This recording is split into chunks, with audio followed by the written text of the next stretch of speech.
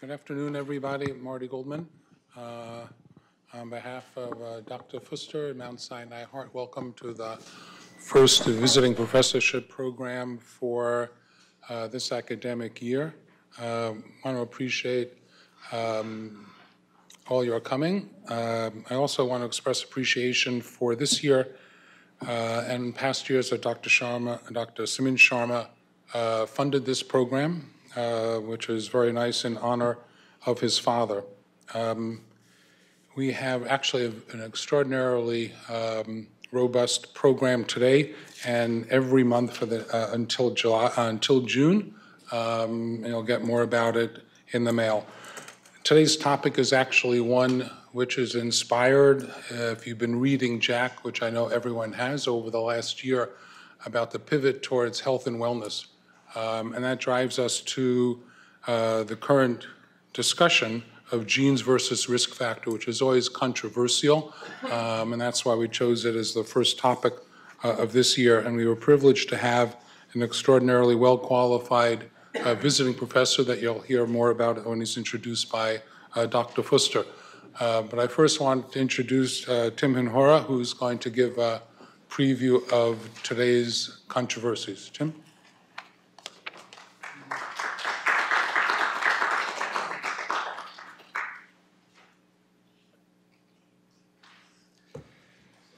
Good afternoon, everyone. Thank you all for attending this month's Controversies in Cardiology conference. Dr. Newton Shea, I would like to welcome you again to Mount Sinai, and thank you for joining us today to share your expert knowledge. It is a great honor for me to be given the opportunity to join the distinguished members of this panel today. Cardiovascular disease is the leading cause of death worldwide. Risk factor modification through behavioral changes and medications has been the mainstay of primary and secondary prevention. However, recent breakthroughs in our understanding of the genetic contributions of cardiovascular disease have led to the development of new, more sophisticated prevention strategies. Understanding the complex interplay of genetics and risk factors in the development of cardiovascular disease and how this knowledge can be leveraged to reduce the incidence of the disease is a topic of this session. Although risk factor modification and medications have significantly reduced cardiovascular mortality over the past several decades, risk factors remain extremely prevalent in the population and account for almost half of cardiovascular deaths. This has underscored the need to develop more sophisticated and comprehensive prevention strategies. Two changes to our approach to prevention are worth highlighting. The first is, instead of focusing just on risk factor modification, there's been a shift towards promoting lifelong cardiovascular health beginning in children. By promoting a healthy lifestyle at a young age, we can prevent the development of risk factors in the first place.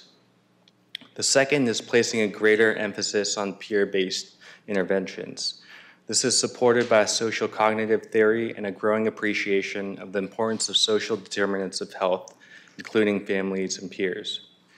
The heritability of cardiovascular disease is well established, but it was not until recently, with the advancements in lab technology and computing power, that we have finally been able to identify some of the genetic components responsible for disease development. For example, using genome-wide association studies, 60 genetic loci associated with CAD have been identified, which explain up to 1/3 of the heritability of CAD. There are many important clinical implications of genetics research. One is the development of a genomic risk score used in conjunction with clinical risk calculators to more accurately assess cardiovascular risk. Additionally, genomic risk can be ascertained at birth and can identify high-risk individuals who would benefit from earlier preventative interventions.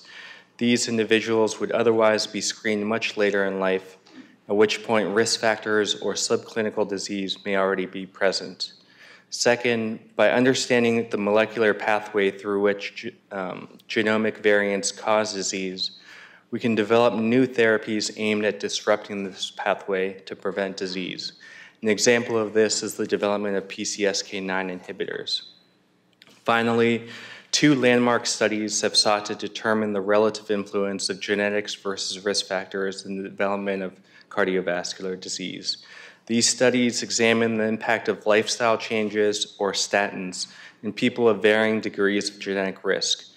Both studies showed that lifestyle changes and statins reduce the risk of developing cardiovascular disease regardless of genetic risk.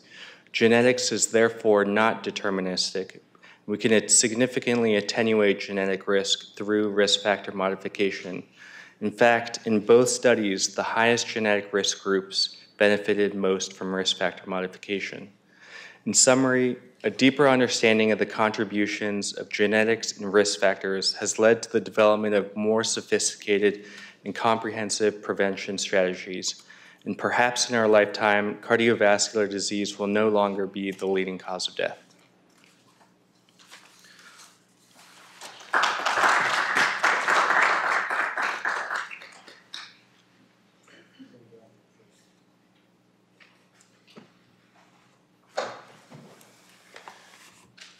Very nice team. You have put it together a good document, very well referenced, with excellent up-to-date bibliography.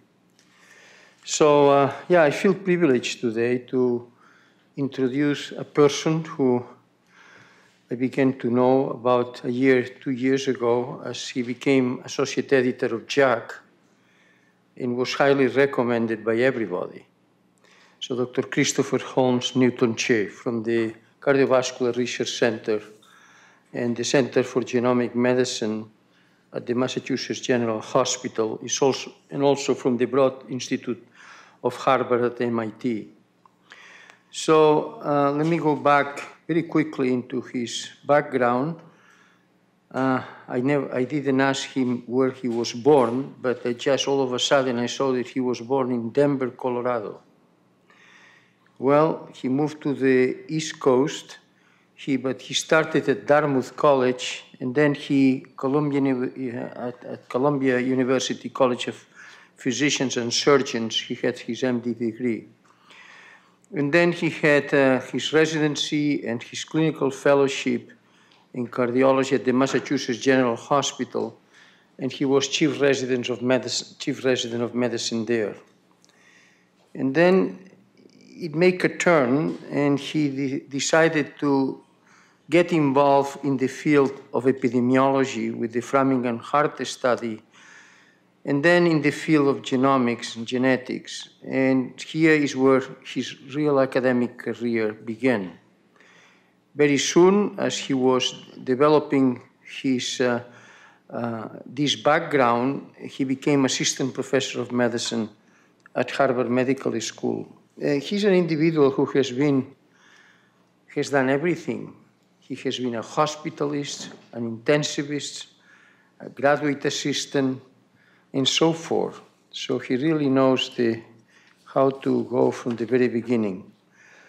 And he then had a number of positions, which I already mentioned.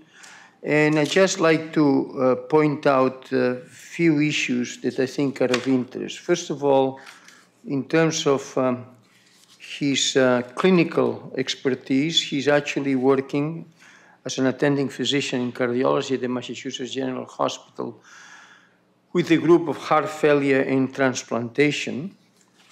And then at the spare time, he is moving his academic career at a very fast speed. He has editorial roles as a section editor of genetics section of the current cardiovascular risk reports and circulation cardiovascular genetics, and as I mentioned, associate editor of the Journal of the American College of Cardiology, and actually many others.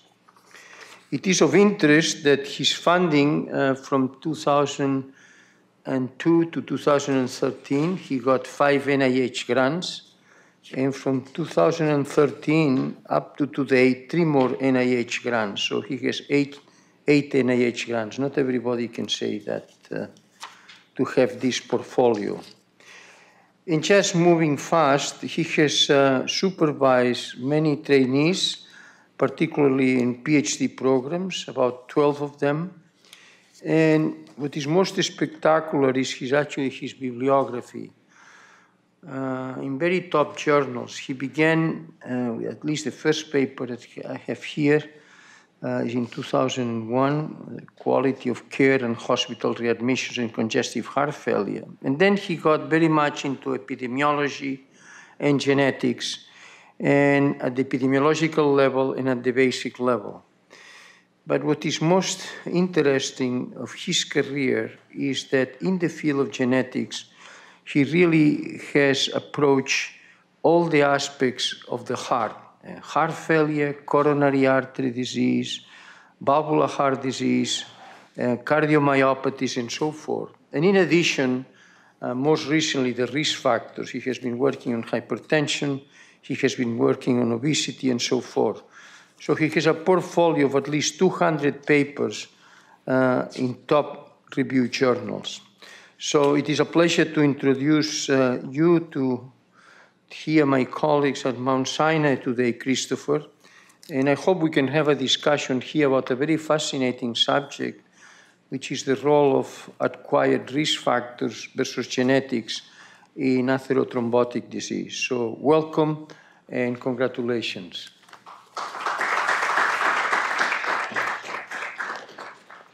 I have this plaque for you.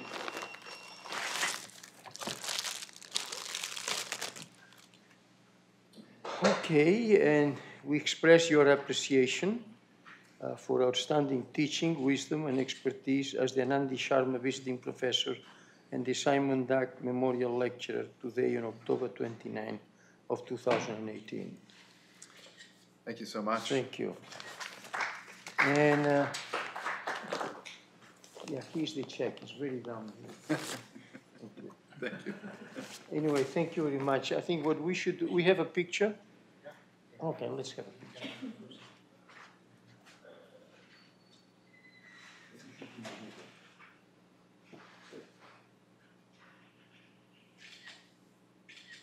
Okay. And then I'm going to call so many experts. I have seen here the list. Let me just see. Maybe first I could just say thank you, Dr. Booster, and thank you, Dr. Goldman and Tim. It's been a great afternoon meeting with folks. Really excited to be here. Thanks very much. Humbled by your introduction. Thank you. So here we have Dr. Johan Schorhegring, Dr. Rondu, Chiara Generelli, Dr. Jeffrey Mechanic, certainly you, Tim, and I see Jason Kovacic here, you too. So we have all the experts. All the questions will be answered. And then, excuse me, I didn't introduce actually the person who is going to moderate is Amy Kontorovich, who is now our driving force in the clinical genetics in the Mount Sinai Heart. And so let me see how you do. You look very well prepared. I hope so. Okay, let's move. Thank you.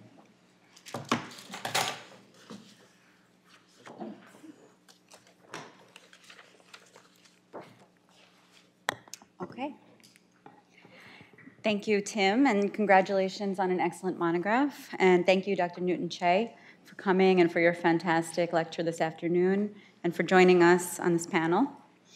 So today's title is Genes versus Risk Factors, but I think Dr. Fuster already modified the title slightly, and I agree with his modification. We've known as a cardiovascular community for years now that genes are part of our risk factor profile, and so these are not really competitors but teammates. And a more precise way to frame the discussion, I would argue, is to label these the modifiable versus the innate risk factors. So I wanted to start by presenting a case. Let's see here. All right. So this is a made-up case, but it represents a typical patient who would come to one of our cardiology clinics. And here I've highlighted the negative modifiable risk factors in red, the favorable modifiable risk factors in green, and the potential innate risk factor here, there's only one, is the family history. So I'll read this briefly. It's a 51-year-old African-American male with a history of borderline hypertension, and he's here for routine evaluation after his primary care physician became concerned because he endorsed a positive family history. And that family history was coronary disease with a MI in his father at age 54, and his paternal grandfather had CABG at age 57. He works a sedentary job and doesn't do any formal exercise. He's a never smoker with a BMI of 29, and he has a normal fasting glucose level. He's asymptomatic, and he takes only a single agent for antihypertension.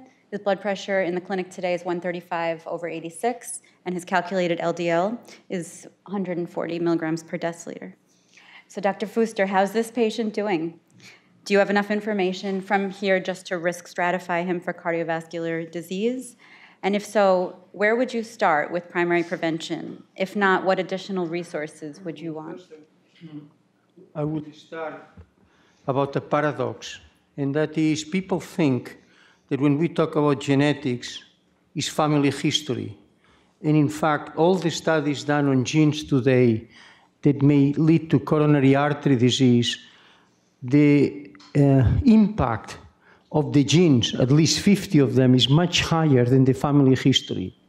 So what we are saying is there are people who do not have family history at all, but they have a tremendous genetic background that they are exposed to and can cause coronary artery disease. So the first point I want to make is the family history is fine to me, but certainly is not the story. That's number one. Number two, there are lots of things that have to be corrected here.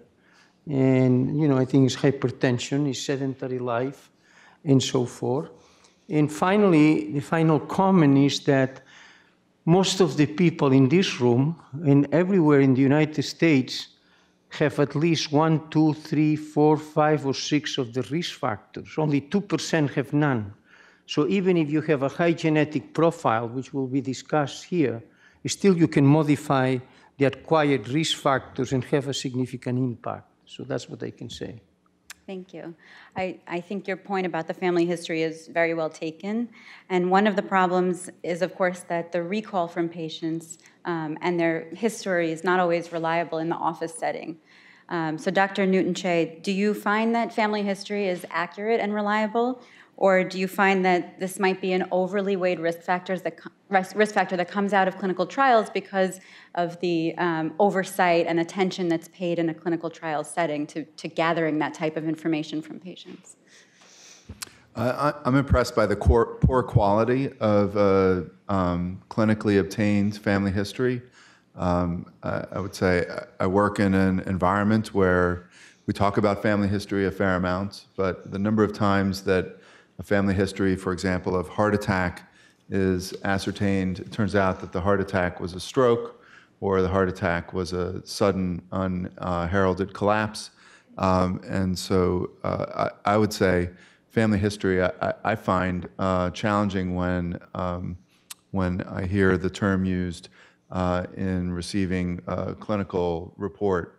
I would echo Dr. Fuster's comment. I think many of the cardiovascular conditions that may have a genetic basis certainly can have genetic factors that are strong enough to have a recognizable familial inheritance.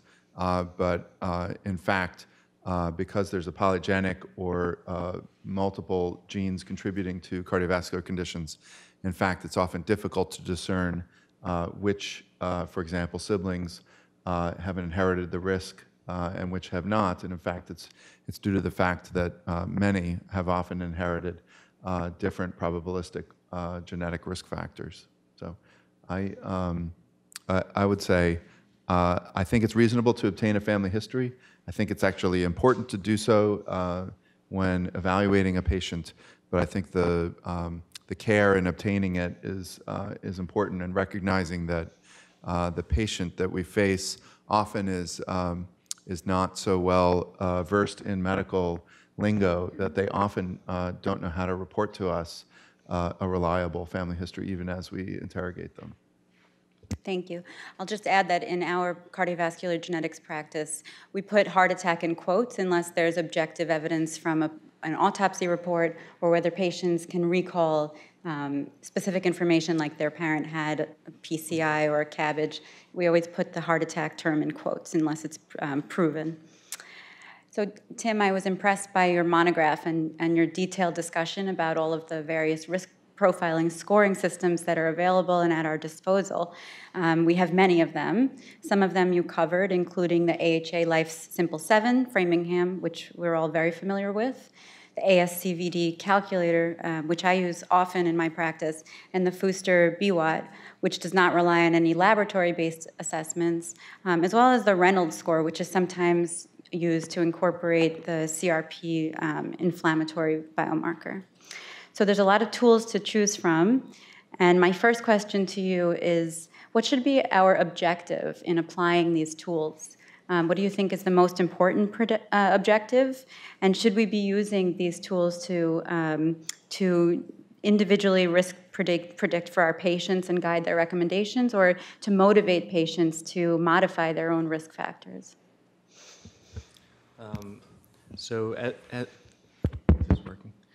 As you mentioned, there are a lot of different clinical risk calculators, and I think the objective should be finding one that's most accurate and also cost-effective. So in the United States, we use, for example, ASCVD for this gentleman who's African-American rather than Framingham because of the population cohort studied it was based on. But if this were in a lower income country, then we might use the Fuster BWAT score, which doesn't require any lab work and therefore might be more of a cost-effective and reasonable test, which would provide similar information. In terms of what to do with that information, I think it should help guide management in terms of whether to start statin or not, but it should always be focused on promoting cardiovascular health. I think that's been a huge mission of the AHA, is shifting from primary, secondary, tertiary prevention to primordial prevention, and rather than modifying risk factors, promoting health from the beginning. Thank you. Dr. Mechanic, this issue of motivation comes up. I promise it's not a cardiology question.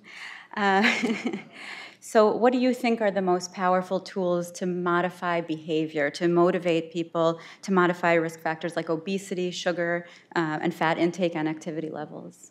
So this is actually a very practical question because, as it turns out, behavior is a prime driver and determinant not only of the disease state, but also our ability to combat it.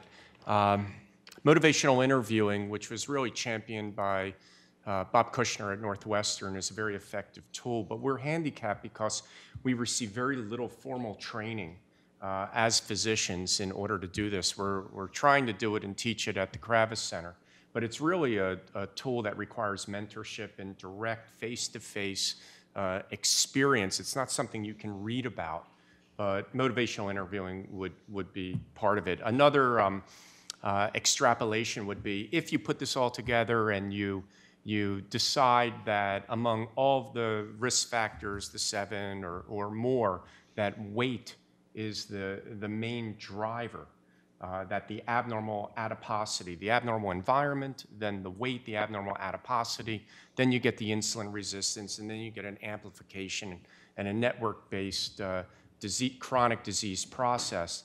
There are tools. One of them, for instance, would be nutritional displacement. You've heard about Dr. Fuster talking with PrediMed and the value of breakfast. That's actually something we do on 85th Street all the time. Almost in every patient we interrogate regarding breakfast. And patients love to hear mechanism.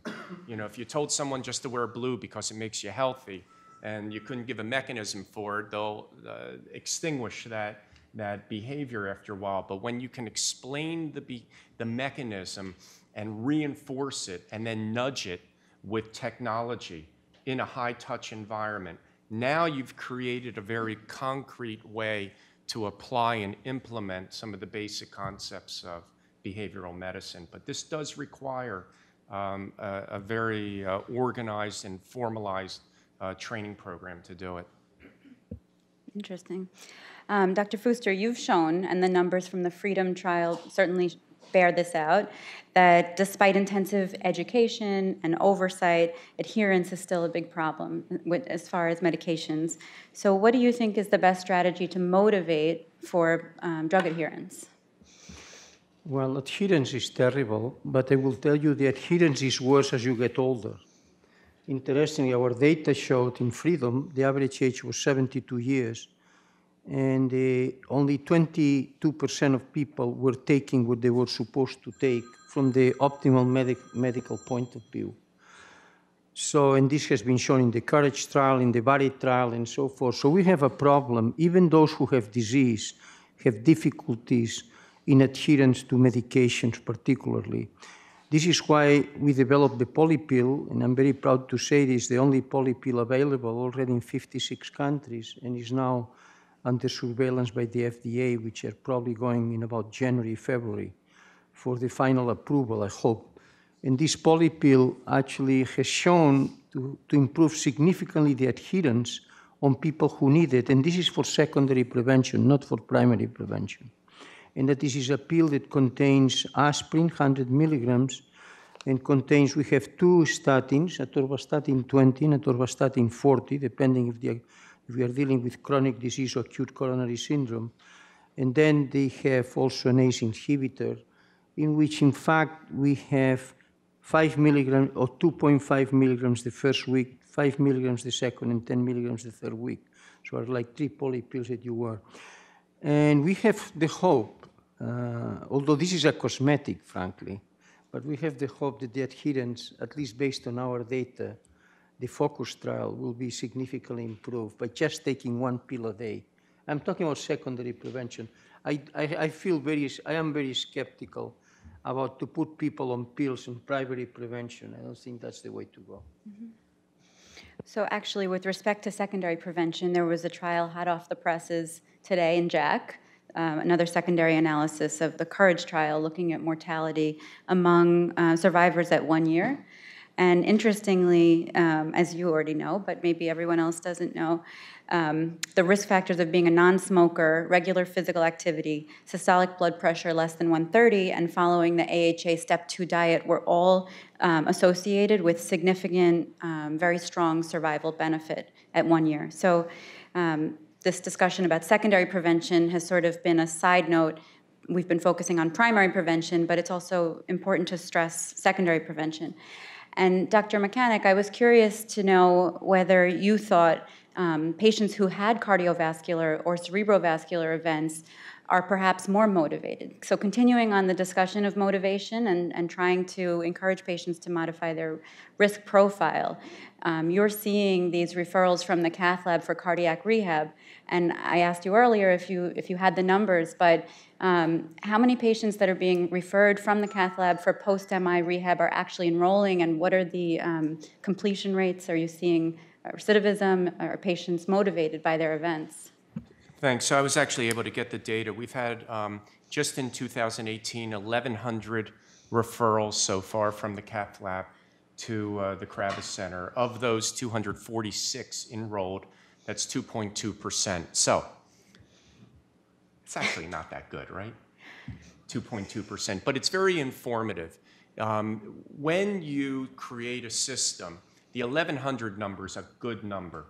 It means we're creating a system, we're starting to get some behaviors among healthcare professionals to recognize the value of comprehensive care, a preventive care model, a chronic care model, and we're thinking about things differently. And just to define terms, comprehensive care means in diabetes, it means not just treating the A1C or a glucose metric, but treating all of the risk factors and all of the community engagement, all of the social factors, the complications relating to that chronic disease state. And the same can be said for cardiovascular disease, to start as early as possible and to have that model. The 2.2%, though, is pathetic. And the 2.2% means that we're unable to really formalize an implementation science component of it. We have a good strategy.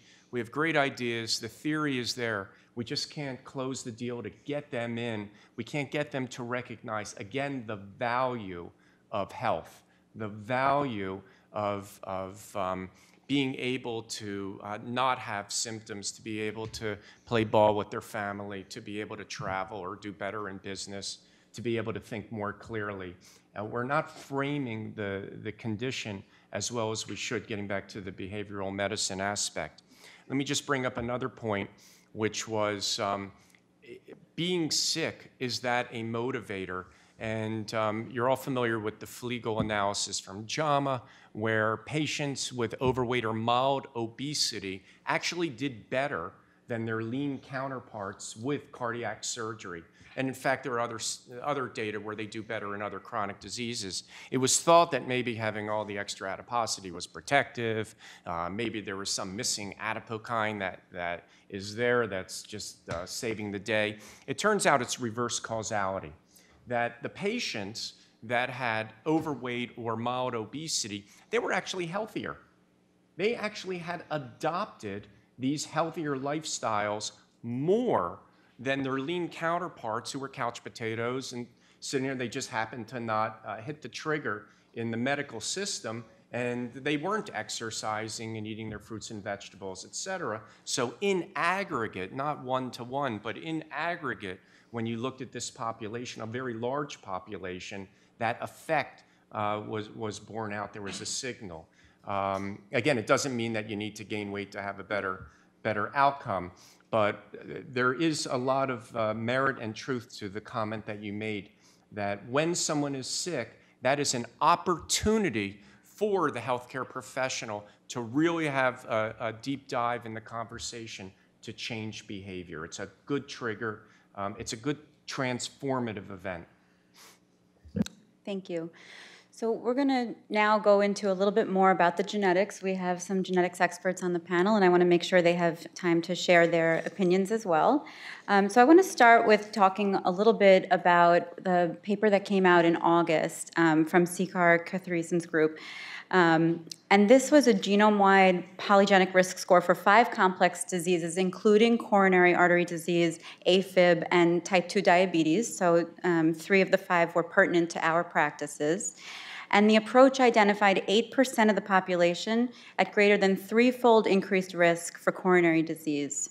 And this is a high-risk group that has a 20-fold higher rate of coronary disease than carriers of rare monogenic mutations that confer similar risk, for example, patients with familial hypercholesterolemia. And if we translate these numbers to the US population, we're talking about theoretical impacts of 26 million Americans. So Ron, for those in the audience who are unfamiliar with polygenic risk scores, would you please give us a brief definition and explanation for how these are derived? Polygenic risk scores are derived from sort of common single nucleotide variants that have very weak or tiny effects on the disease of interest. So we could take coronary artery disease as an example.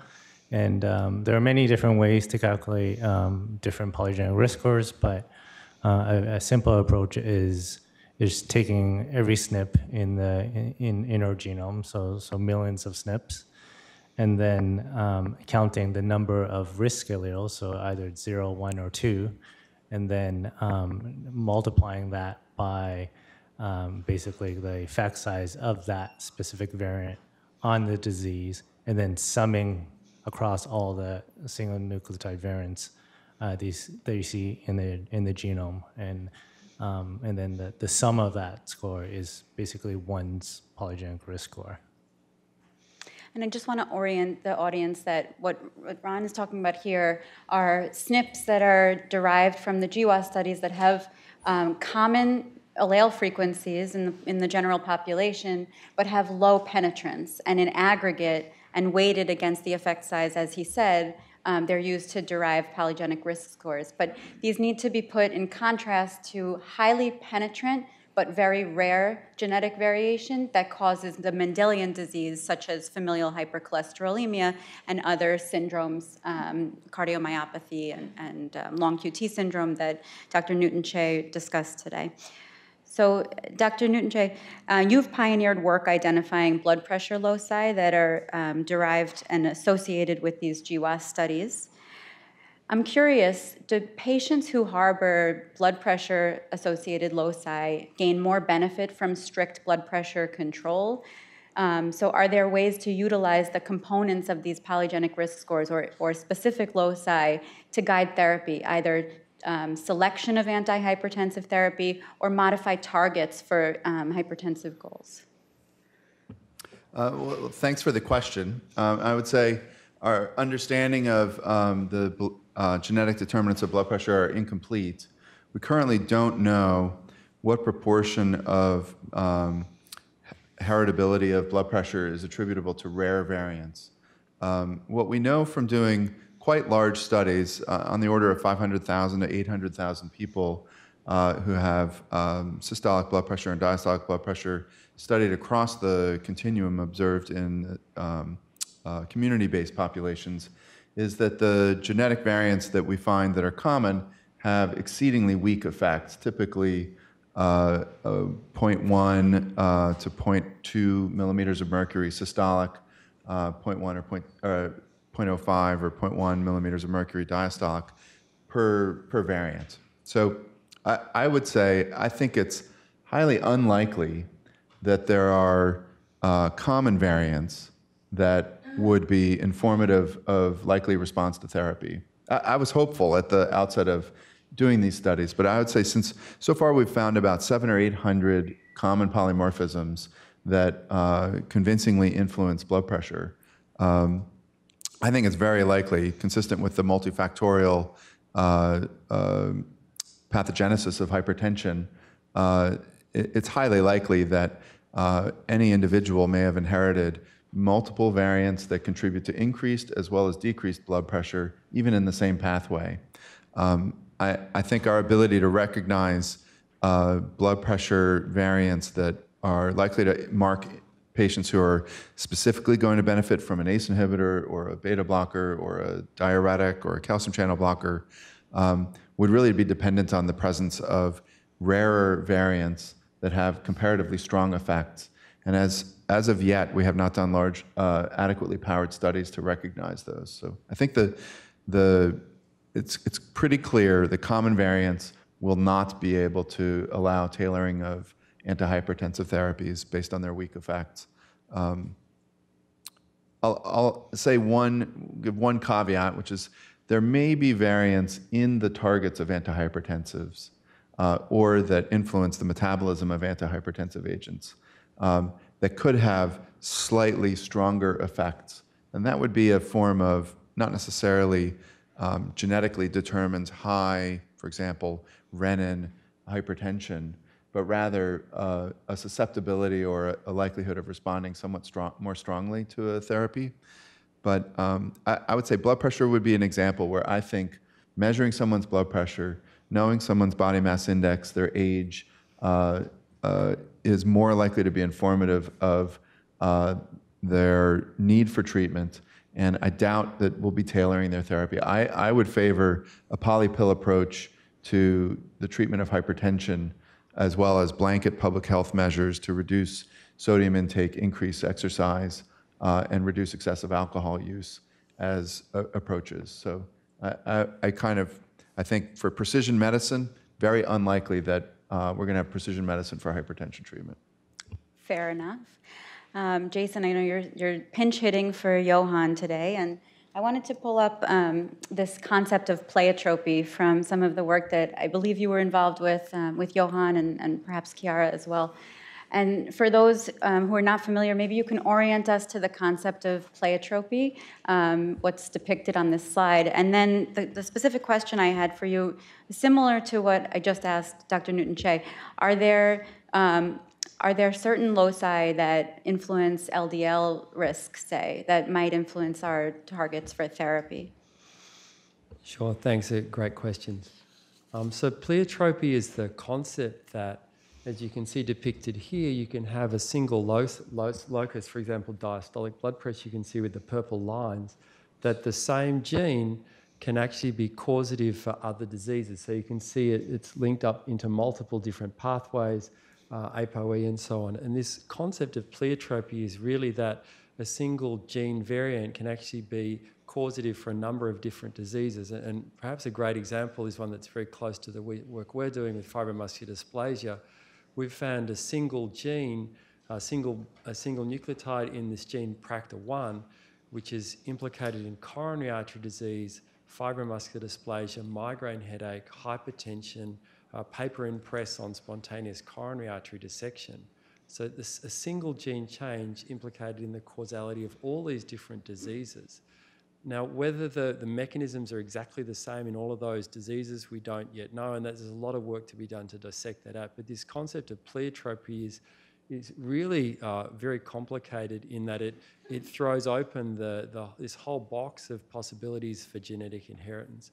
And I think the other thing it indicates is that, whilst obviously something related to diastolic blood pressure, you'd expect vascular tone or sodium handling or something like that, it does speak to the fact that, genes may have progressively weaker and weaker effects, and that there may be not just hundreds, but thousands, tens of thousands of genes implicated in these diseases like coronary artery disease and atherosclerosis. And diseases, for example, with rheumatoid may be important in coronary artery disease through modulating inflammation and things such as that. So that's really to speaking to pleiotropy. So your second question, Amy, was? Similar to the question about using subcomponent loci for targets. Sorry. So I think that that's a very interesting question, and I would sort of embellish on what was just said about common variants and really speaking about pathways of cholesterol. There is some, I totally agree with what was said about the common variants at the current time hold little, if any, hope for tailoring therapy. But there is some thought now going on in risk score calculation that if you have a number of common variants that hit a single pathway, then you may have 50 variants that put you at risk for coronary artery disease, but if 40 of those 50 are involved in the LDL pathway, then that may actually be putting you at significantly more risk than if you've got those 50 evenly dispersed across a bunch of risk factors, which actually isn't driving any of those individual risk factors very much. So I think there is possibility for teasing out pathways like LDL based on common variants, but this is just sort of I think the cutting edge of where these risk score calculators are going. These polygenic risk score calculations are headed. And one of the components that you mentioned that's not covered on this graphic is inflammation, and I think that's because the authors, maybe yourself, intentionally did not splice that out, but that's Dr. Giannarella's area of expertise, and I wanted to ask you, since atherosclerosis has long been held as an inflammatory disease, and specifically because the first loci that was identified, the 9p21, also seems to have a role in interferon signaling. But inflammation, do you see that coming out of these GWAS studies as an important pathway? Are we learning more about the mechanism of inflammation and atherosclerosis through these genomic discoveries? Well, this is a very important question. I think that considering the importance of inflammation in cardiovascular disease, we should see more in results in GWAS studies, and I don't think that these emerge as it should from these large studies. There are some evidence that show a certain heritability of inflammatory predisposition, but I think that better approaches will be to use different studies or design where you look more at how the genome predisposition responds to lifestyles and environmental stressors. And this is what we see more in terms of inflammation and cardiovascular disease in our studies, where we try to combine the DNA and RNA expression profiles, as well as single cell analysis. And the idea is that the immune system is highly dynamic and it responds and adapts to the microenvironment, and this cannot be completely genetically predetermined. And using these approaches, we are now looking at different small molecules that affect inflammation in the context of coronary artery disease. And in vivo, we already found some good responses for some top candidate drugs.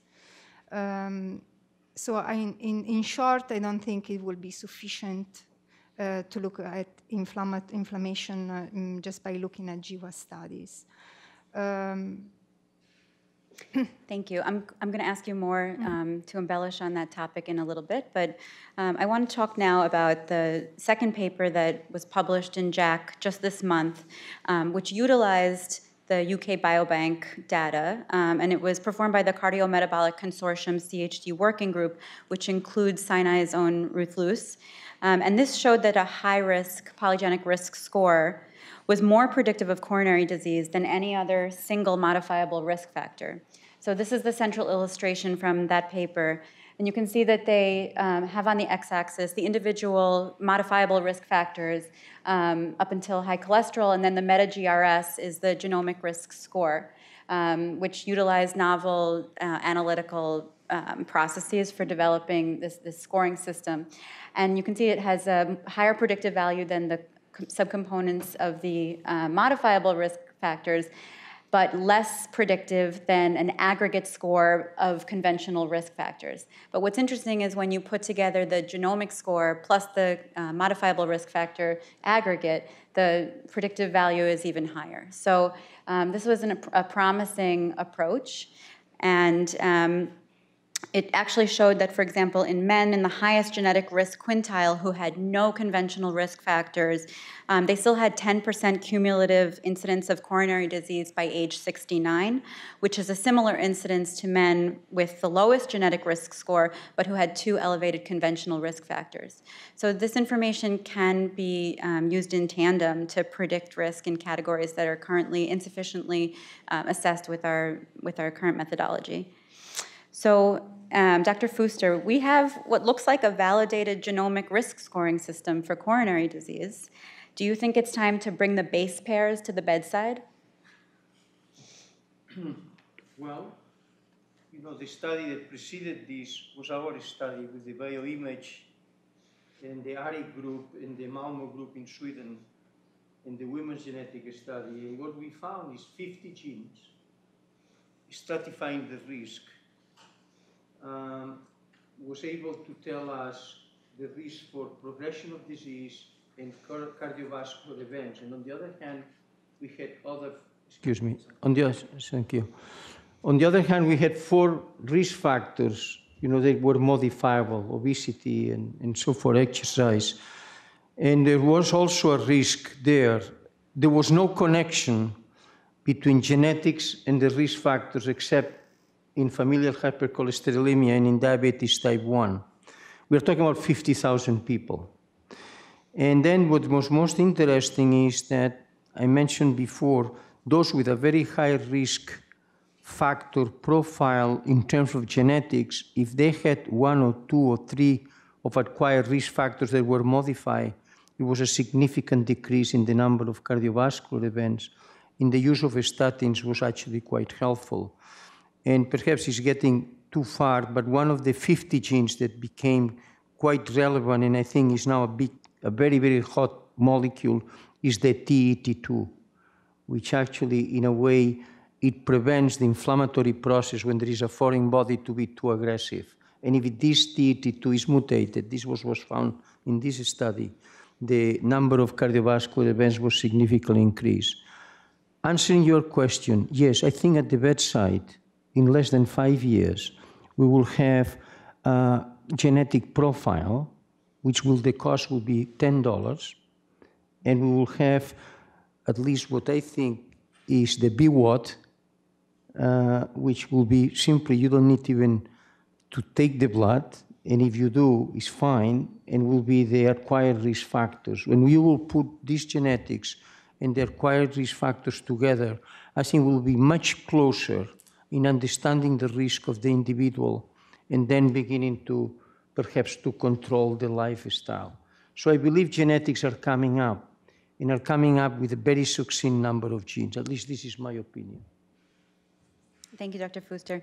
Dr. Newton-Che, do you think that this is ready for prime time, or in the next 5 years we're going to be implementing these in clinical practice? Well, I'll just confess my general bias, which is that I think the dichotomy between modifiability and the lack of modifiability of genetics, I don't find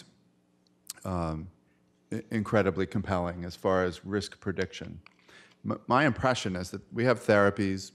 We know what statin application translates into as far as LDL lowering and cardiovascular risk lowering. We know what blood pressure lowering does in the presence of hypertension. So these are modifiable. In general, the risk reduction that's associated with those changes in blood pressure or in LDL are relatively stable, the relative risk reduction. What changes is the absolute risk for experiencing events in individual patients.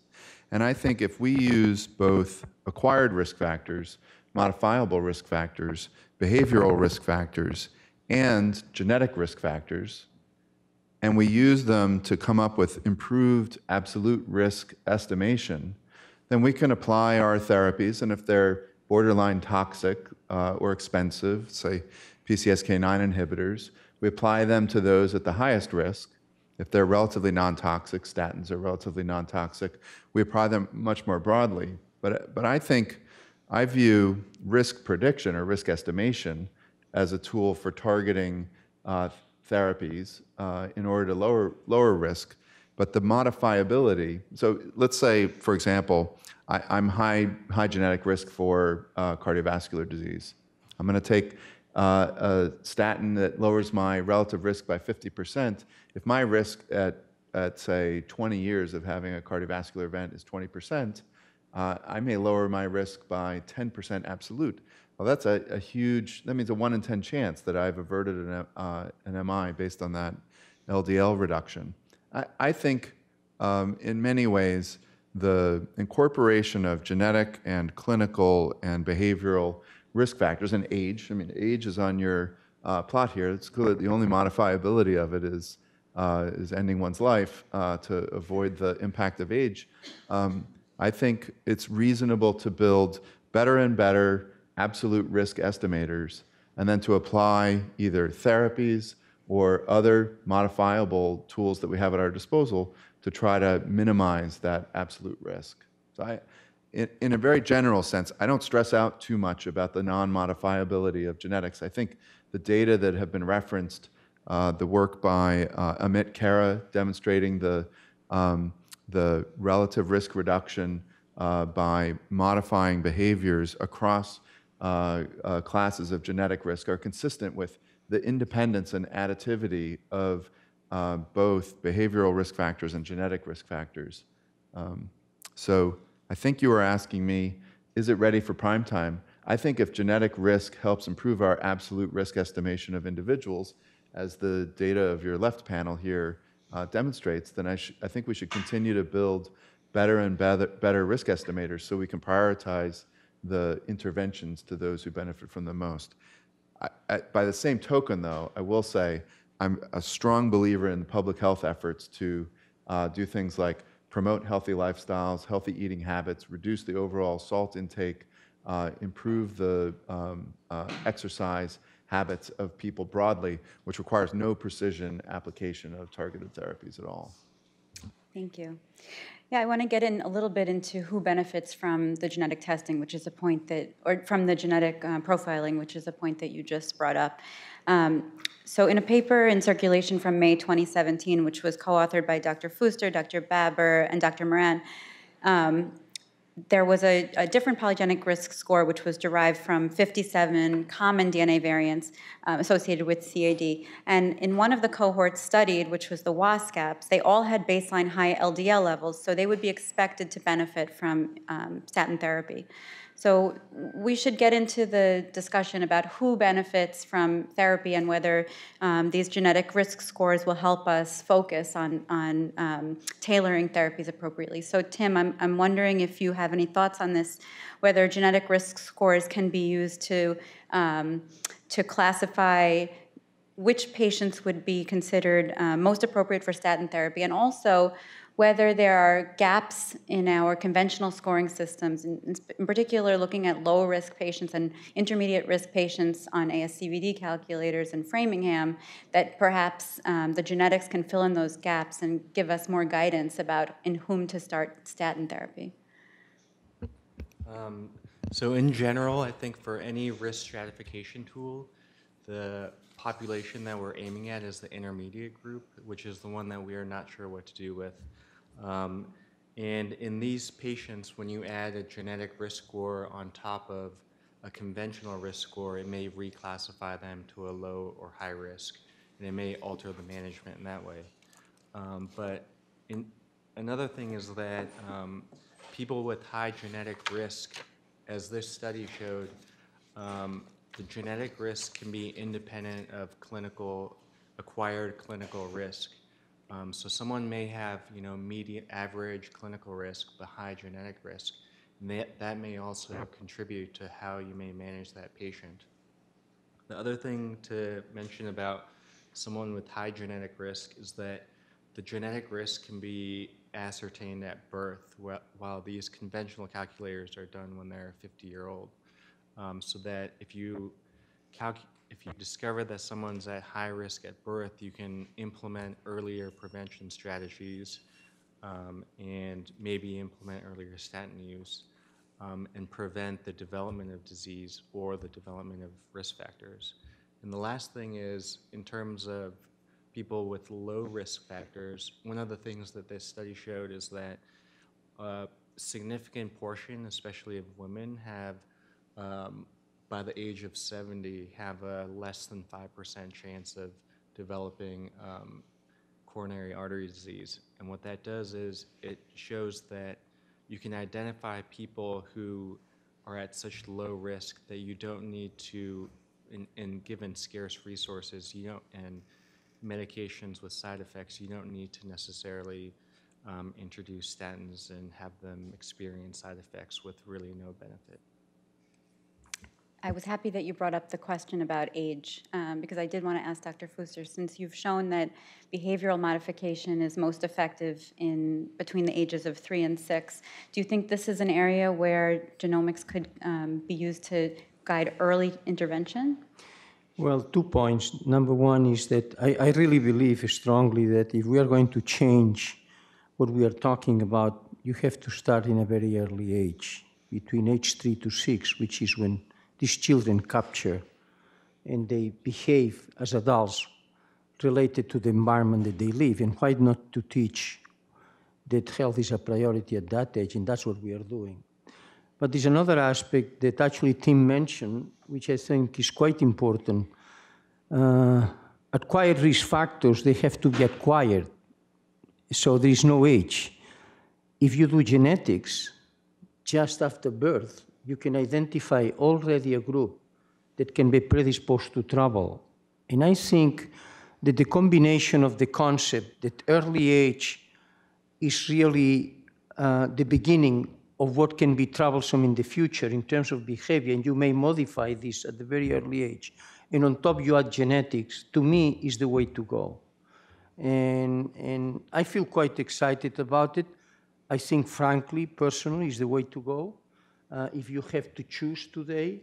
And I think it's the combination of genetics that tell you a marker from very early age who can be in trouble, and then maybe the behavior modification will be more intense or will be taken more seriously at that age. So we're talking about different subpopulations. We talked about age. I want to talk a little bit about sex. So Ron, are there any sex differences that have come out of these GWAS studies, important things we should know about applying polygenic risk scores to men versus women? I think there's been a few studies looking at sex differences, and I think they found some genome-wide significant hits seen in one sex, but not the other. But I think in general, polygenic risk scores applies to both sexes. That's what I understand from the most recent literature. And Jason and Dr. Newton-Che, any disagreement on those points? I mean, I would say polygenic risk scores typically are aggregating genetic variants across diverse pathways. So I think they're most likely to be generically relevant. I think so far we haven't found many specific genetic variants that have significantly stronger effects in men and women. There's some examples in waist-hip ratio and some traits like adiposity that have more sexual dimorphism. But I think polygenic risk, by the nature of the fact that it's interrogating multiple different tissues, pathways, and cellular mechanisms that contribute to disease pathogenesis, are more likely to smooth out some of the differences that might exist for individual variants. Yeah, I fully agree, and I think the only one reservation in my mind, and it actually goes a little bit beyond polygenic, is whether there's also some interaction between genes and environment that we haven't really got to yet today, and if there's some environmental or acquired factors that trigger the activation and the relevance of certain genes in certain people. And that may be that gender is one of those, or it may be that you've got some specific gene that if you happen to smoke, that gene becomes particularly important, but if you don't smoke, that gene's of no relevance. And therefore the need, maybe even beyond polygenic risk scores, is to get into these multi-omic risk scores as well that would actually show environmental and gene interaction. But that's, I think, something that's coming for the future. And whether they'll give incremental value over polygenic risk scores and a good clinical history remains to be seen. So regardless of what mechanism we're using to make recommendations to patients, what we really need is to make sure that we're motivating patients. And we started by talking about this, and I want to belabor this point a little bit because I think it's important. And some have argued that having genomic information provided to the patients may be a more motivating factor to encourage them to comply with the therapy. And there are three competing theories that have emerged about whether the genomic information may indeed be motivating. And one is that patients may consider their own DNA more salient and somehow use that to justify being more aggressive about their behaviors. But other studies have shown that some patients take a fatalistic approach to learning this information and actually are demotivated by finding out that their genes sort of have predetermined their fate, or they interpret it that way. And so there's been a recent meta-analysis that looked at some of the outcomes of genetic communication of data in a meta-analysis looking at effects on diet, physical activity, and attendance at screening or behavioral support programs. There was actually no net benefit in communicating this information, no net benefit and no net harm.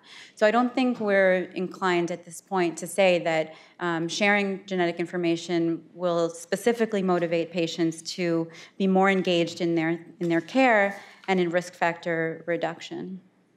Dr. Newton-Che, you and I talked earlier about some of the challenges of returning results to patients, results that might come as a secondary finding from exome sequencing in the clinical setting or perhaps in a research climate. So given the problematic findings of this meta-analysis, that genetics doesn't seem to actually be a motivator for patients, what is the impetus for disclosure of genetic results? I mean, what would you consider actionable in terms of disclosing results on the scale of polygenic SNPs?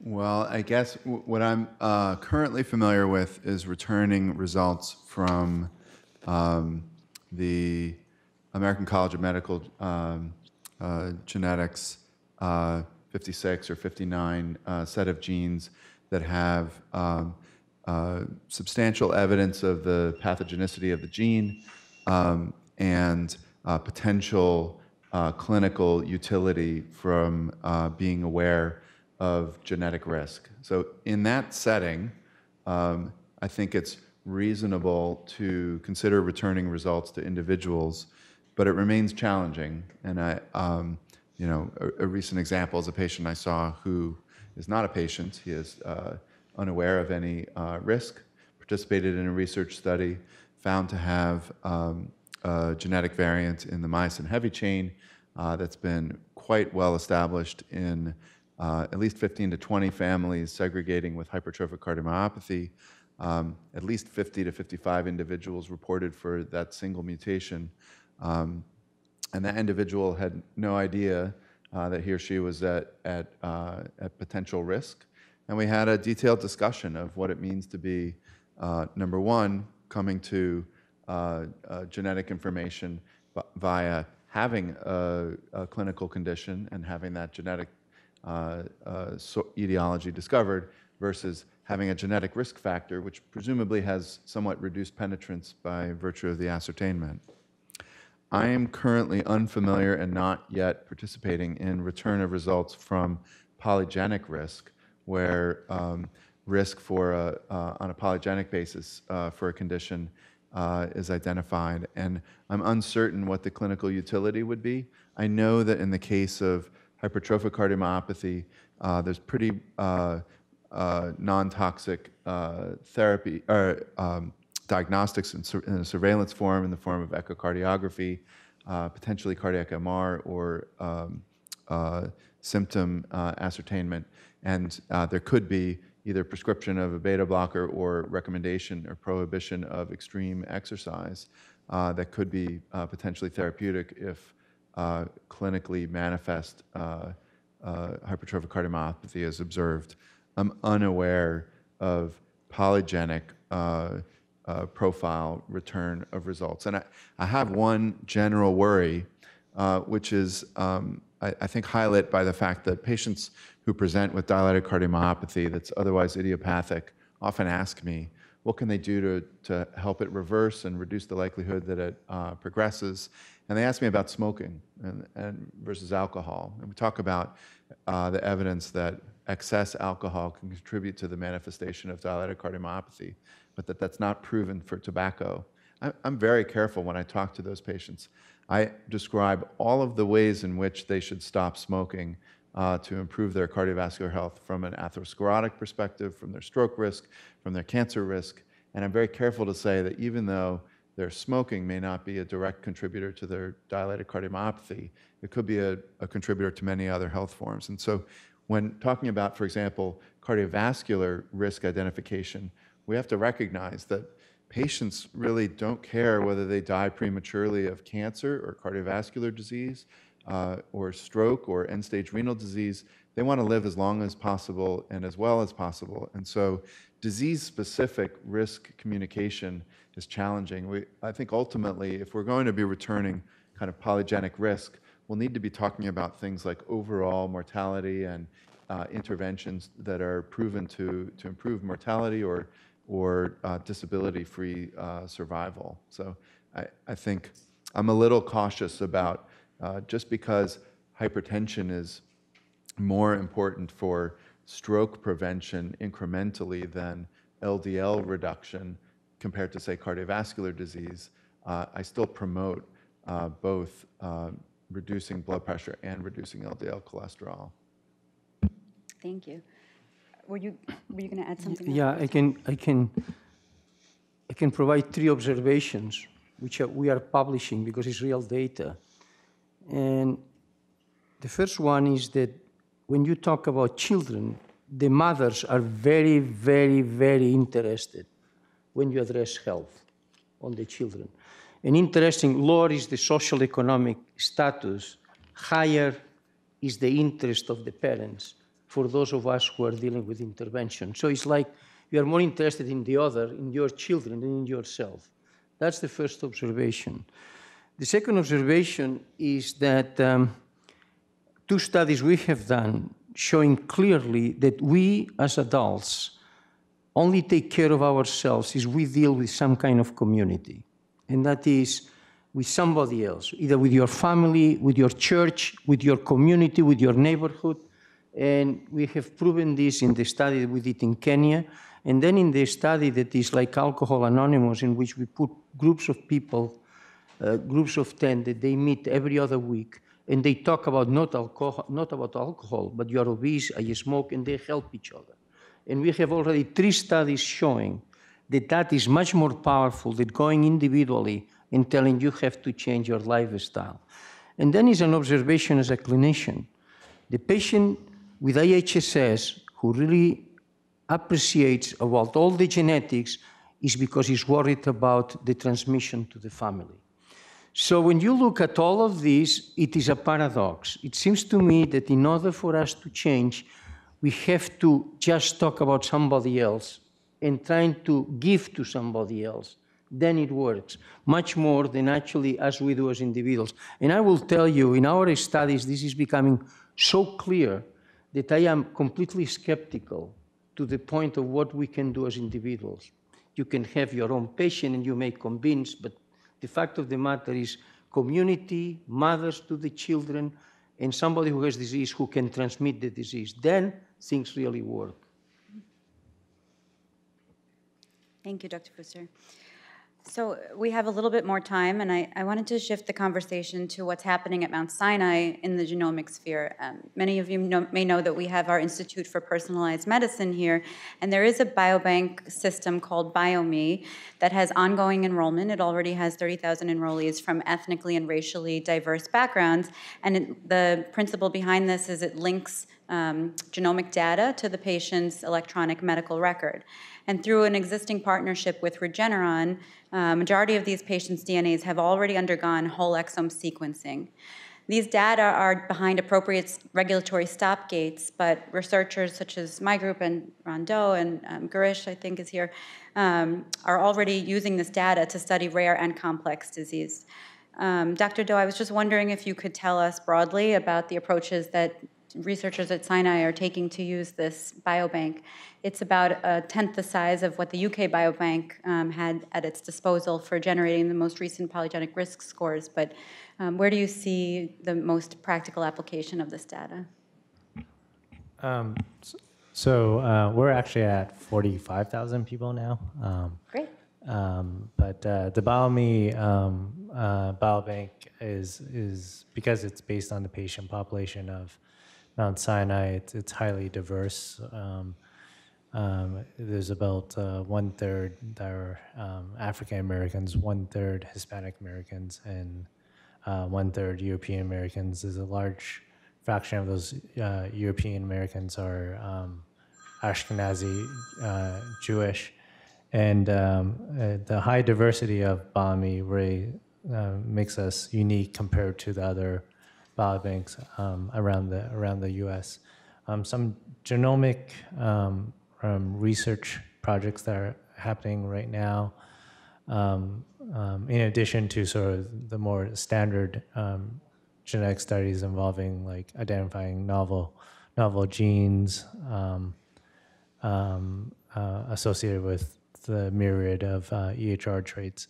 Some other things that we're looking at is looking at underdiagnosis. So imagine if you have a patient and you know that they have a highly penetrant mutation for a disease, looking at whether, and that disease is hard to diagnose in terms of classical symptoms, whether knowing one's genotype could improve diagnosis. That's sort of like a really interesting area of current research. Another interesting area is callbacks. So identifying individuals who have a very interesting, highly pathogenic mutation, and then calling those individuals back, and then doing further phenotypic testing. That could be a number of things, and seeing what's interesting in terms of these individuals with these interesting mutations. Those are two things I could think of right now. There's probably more. Thank you. Dr. Gianarelli, I was curious if you see a role for broadening the scope of our biorepository to include tissues so that we might do more transcriptome and epitranscriptome studies in the future related to diseases like coronary artery disease. Yes, I think it's a very good point. And actually, when some time back I inquired the BioMe for possibility of having cells or any other type of tissues for analysis that we are interested in, the only options that was available was one that you referred to. So look at the patients and then calling them back. I think it's very time consuming and especially for exploratory studies, it's really a barrier. And I think we should think of establishing a system where we can collect also biospecimens that are available to researchers. To go beyond the whole exome data that are already available for validation. And I think we have a very good, unique resource because as it was mentioned, the BioMe is really heterogeneous in terms of race and ethnicity. So this diversity is unique. Many Jiva studies don't have that. So that makes difficult to apply this it's a polygenic risk score or information that we have to the patient, even in perspective, to different races, for example. So this is something that we need to take into account even in perspective. So we need more diversity. Yeah, that's a big, broad problem in the genomic landscape, and even the most recent polygenic scores that were published for coronary disease were derived from European cohorts, and in general, we do need more diversity so that we can translate the results to the patients that we see in our community. Dr. Newton-Che, you talked about your experience in looking at genotyping profiles for patients who have high-risk features for QT prolongation, who may be susceptible to QT prolongation after exposure to certain drugs, certain antiarrhythmic drugs. And you talked about how you might envision a way in which that information could be used by the clinician to change their management decisions. So for example, a patient with a high-risk genomic profile that might be susceptible to QT prolongation with dofetilide, the clinician may decide not to use that agent and choose an alternative.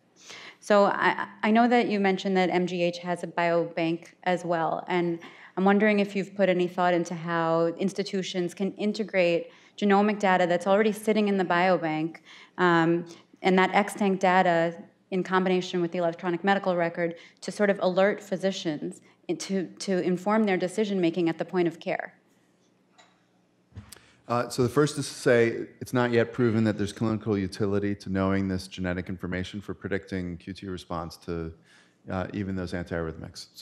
But let's pretend that the evidence base, which we and others are working on developing, suggested that there was clinical utility.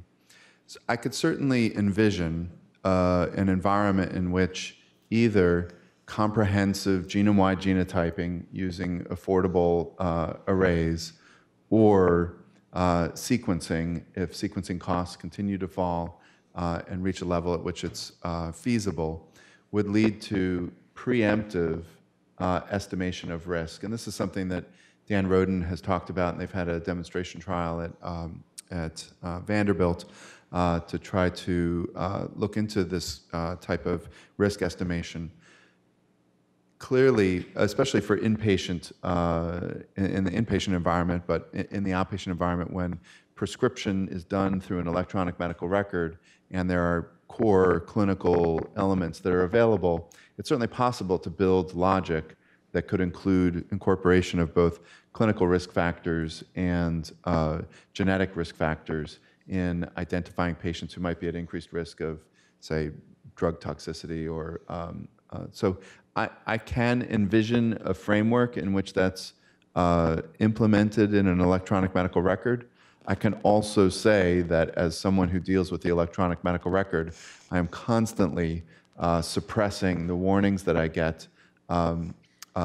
They have made me aware, and so I remember many of the common interactions of medicines because of those warnings, but I sometimes don't need to re-remember it because I already know it. And so figuring out a way to have it be impactful but not obstructive to clinical care, I think is something that requires a lot of thought. Dr. Mechanic, do you think non-genetic physician specialists or generalists, cardiologists, endocrinologists are prepared to be the gatekeepers of that genomic information if it's popping up in the medical record? Not yet. There's so much information that's out there that there's a learning curve for the insertion of any new technology, particularly when you consider that it has to go through the following pathway. You have to hear about it, repeatedly be exposed to it, but until it's been validated and then it's in some form of a clinical practice guideline format, it's just not going to be adopted in any kind of consistent, reproducible way where it's going to have a tractable impact on healthcare. People who hear something and then do it or criticize that they're bringing newer technology too early into the market. Others wait too long. It's just like when you get an iPhone. You know, do you wait for it to come out, or do you wait until your iPhone breaks before you get a new one? But I think we're ill-prepared in terms of being able to assimilate this new information. I'll just add, as someone who practices on a daily basis in genetics, any implementation of genetic risk scoring is going to have to be accompanied by debates about privacy and consent and the right not to know, as well as many other financial, ethical, and legal considerations. So in the interest of time, I think we need to wrap up and leave room for questions. I'm closing with a quote from a paper by Dr. Shiwitz and Martin and Asiello from nearly 2 decades ago, before the completion of the Human Genome Project. And I like this. It says that a patient's experience of disease reflects more than simply an underlying biological defect. It's a process inextricably bound up with the unfolding story of this particular patient. And they end by saying that the physicians and physician scientists must avail themselves of the advances in molecular biology without losing sight of our primary goal, the care and treatment of our patients. And I think we would all agree today that that still rings true. But I'd like to ask the panelists if they have any closing comments about our topic today in relation to this quote or in relation to anything else we've discussed, starting with Dr. Fuster. Thank you very much. Thank you.